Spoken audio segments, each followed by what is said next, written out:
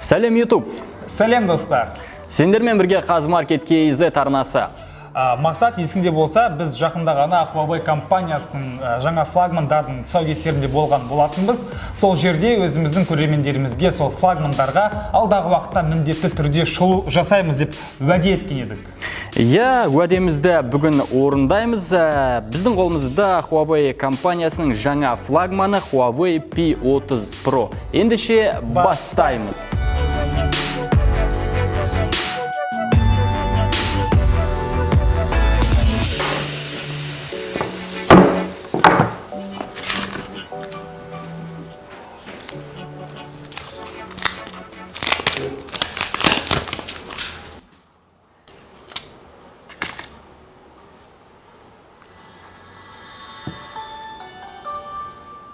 Рауан, ендеше әдеттегідей дизайннан бастайық. Сыртқы көзге, сырт келбеті бұның флагман екені көрініп тұр.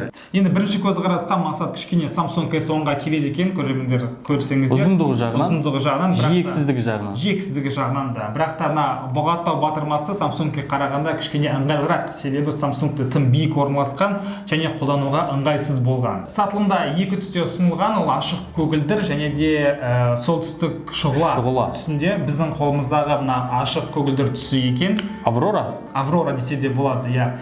Жалпы дисплей өте керемет, бірақ та өндірушілер бұл дисплейдің қандай шындан жасалғаны айтылмаған. Gorilla Glass 5-ші ма, 6-шы ма, тіпті мүмкін Gorilla Glass емес те шығар. Ары қарай айтайық, мына дисплей шексіз деп айта кеттік, бірақ сол дисплейдің жан-жағындағы жиектері өте жіңішке жасалыпты, маған қатты ұнады. Және де фронталды камераның қиындысы да білінбей қалады. Бұны және де жойып жіберуге де болады, кейбір ұнамайтын адамдарға, және осылай ашық күйінде қалдыра берсеңіз де болады. Менің ойымша мына дисплейі Рауан Samsung тенде жиексіз сияқты. Және мына дөңгеленген ойысы өте үйлесімді орнатылған екен. Оң жағында батырмалар, дауыс және бұғаттау батырмасы, сол жағында көріп тұрсың, Рауан ештеңке орнатылмапты. Бір қызығы.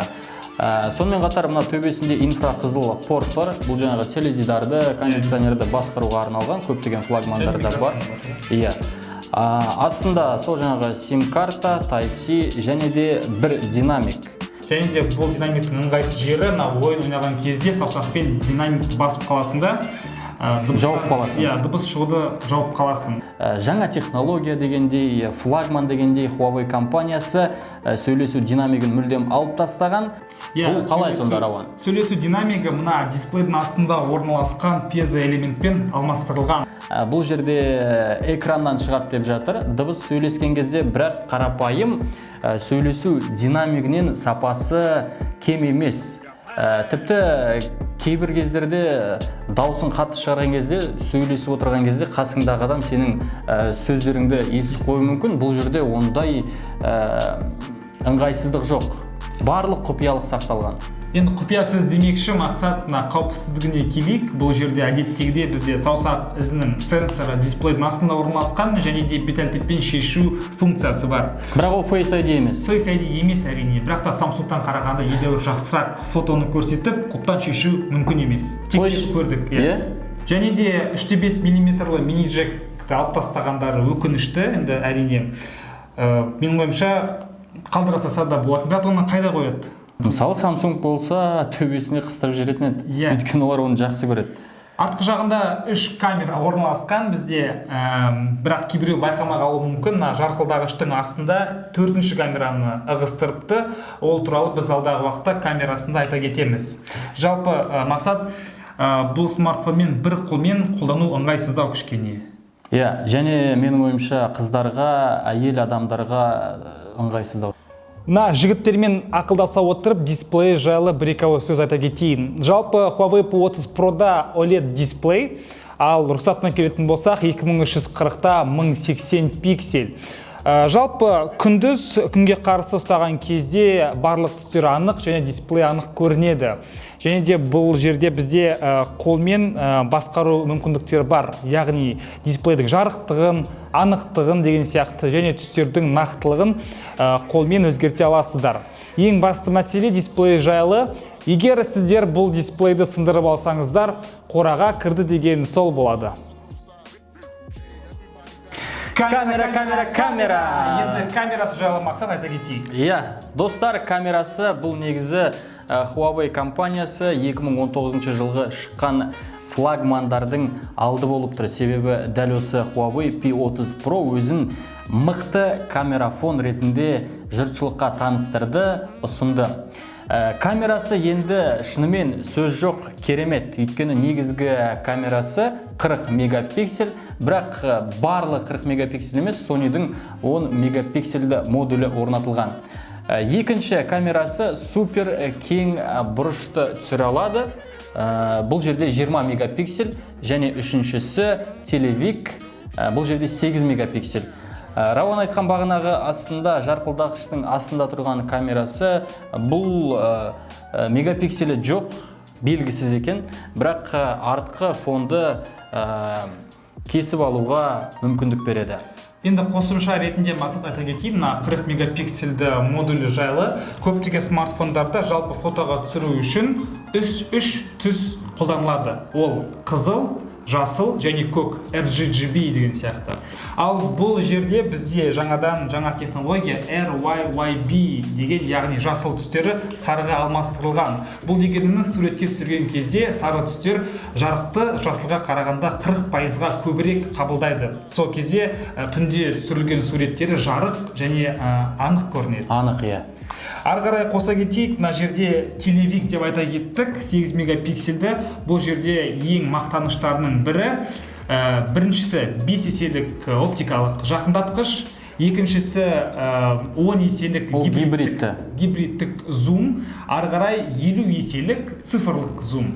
Бұл енді қорқынышты негізі. Смартфонға онда енгізіп жатыр. Енді мына 50 еселігі жайлы айта алмаймын, себебі кісілер айды да, аспандағы жұлдызды да түсіріп көрсетіп жатыр.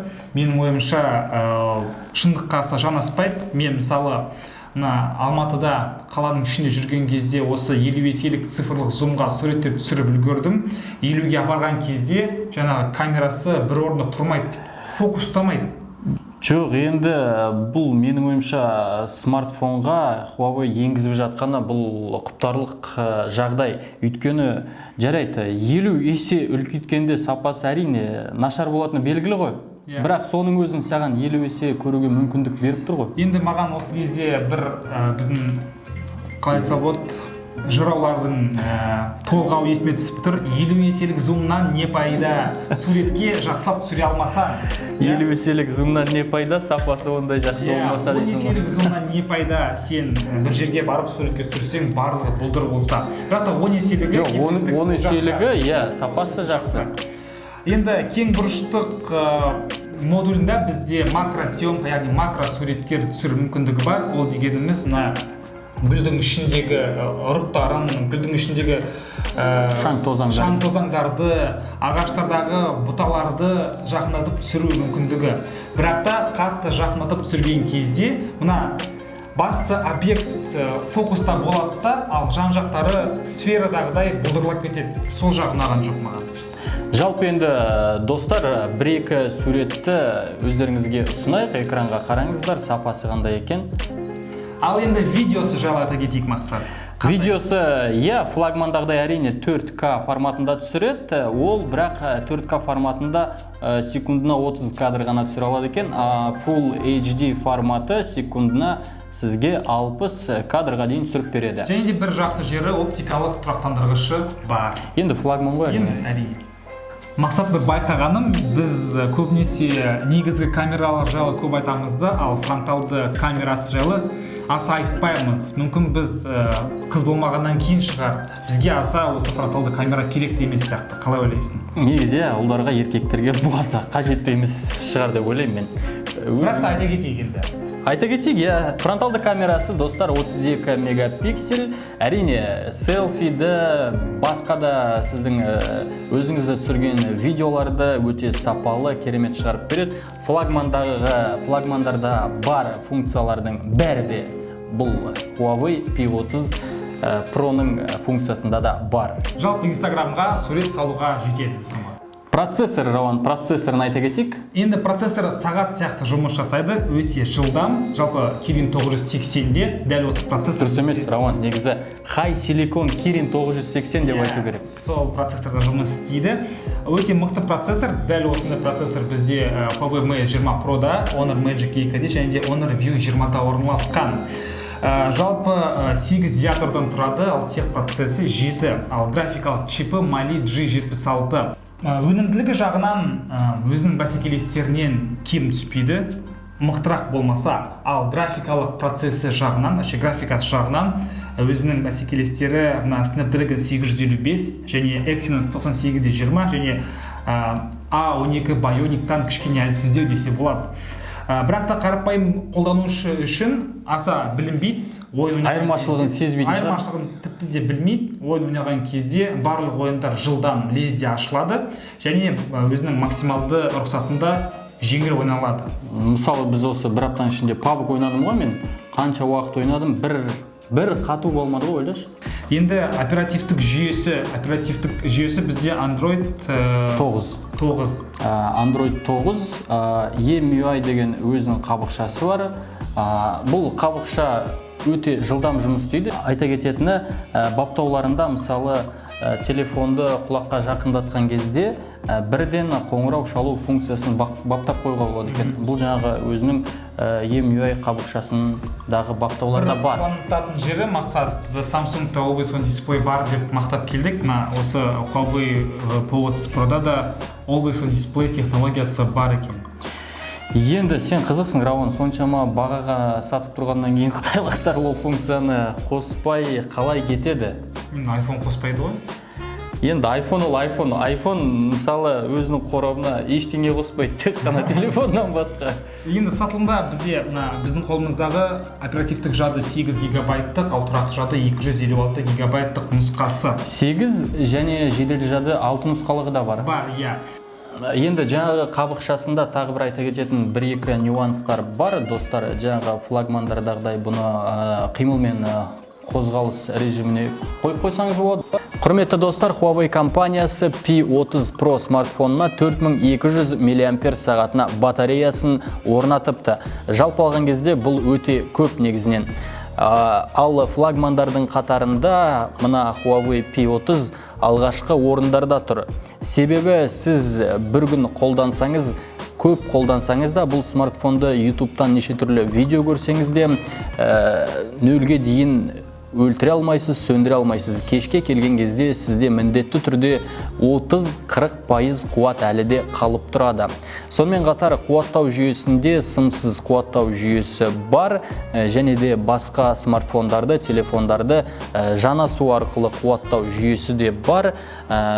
Айта кетерлігі, бұл жерде 40 ваттық қуаттау жүйесі смартфонды 0%-дан жарты сағаттың ішінде 70%-ға дейін қуаттайды, ал 1 сағаттың ішінде 100%-ға толық толтырады. Ал енді мақсат, шоуымыздың ең қызықты бөлігіне келдік. Ол әрине бағасы. Бағасы керемет әрине. 399.999 теңге. 400 мың деші? Иә. Кейбір дүкендерде Алматыда 390 мың теңгеге сатып алса да болады. Жалпы бұл смартфон өз бағасына тати ма деген сұрақ мені толғандырды. Әр адам смартфон сатып алардың алдында өзіне бір мақсат қояды. Біреуге камерафон керек, біреуге ойын ойнауға арналған смартфон керек, біреуге жай ғана қоңырау шалсам болды, әлеуметтік желіде отырсам болды деген сияқты. Камераны жақсы көргендіктен мен бұл смартфонға кішкене өкпем бар. Жалпы суретті ұсыну жағынан, түстерді бояуы жағынан және де суреттердің анықтығы жағынан. Жеке камерафон ретінде мен бұл смартфонды алмайтын едім, өкінішке орай. Ал мен жалпы камерафон ретінде емес, жалпы смартфон, флагман, телефон ретінде бұл смартфонды мен де алмайтын едім, негізі. Себебі мен өткен жылғы Huawei-дің өткен жылғы дәл осы Huawei-ден ғана таңдау керек болатын болса, өткен жылғы Huawei-дің моделін алатын едім. Себебі ол әлі күнге шейін актуалды. Актуалды 20 Pro, өйткені мына жердегі Kirin 980 процессор ол жерде де бар, бірақ мына жердегі жаңағы камерасындағы түрлі ұсақ-түйек зумдар ол жерде жоқ. Ол биыл ғана шығып жатыр ғой. Енді сол ұсақ-түйек қосымша функциялар үшін енді 80-100 мың теңгені төлеу менің ойымша өте қымбат. Мына жалпы камерасы жайлы айтып жатырмыз. Мына аса 50 еселік цифрлық зум не үшін керек деп ойландым. Кімге керек ол деп сөйтсем, мына сессияда ең артында отыратын балалар болады ғой. Ақырын ғана смартфон шығарады да, былай 50 еселік зуммен беске оқитын қыздан көшіріп алса болады. Сол үшін керек шығар. Басқа мен бұл 50 еселік зумды қай жерде қолданатынымды білмеймін де. Сонда бір шпаргалка үшін 400 мың теңге төле дейсің ғой. Олай болса мақсат қорытындылайық. Жалпы көптеген көрермендер каналға қосылып жатыр. Барлықтарыңызға сәлем және бізбен бірге болғандарыңызға рахмет. Көптеген пікір оқимыз, жақсылар да бар, жамандар да бар. Сіздерге де көп рахмет. Біз қанша дегенмен де қазақы контентті көтеру үшін, қазақ тілін дамыту үшін кішігірім осындай бір пайдалы контент жасап жатырмыз. Әрине, біз жасап жатқан дүниелер қазақ тілін алға дамытатын болса, біз үшін ол әрине өте қуанышты жағдай.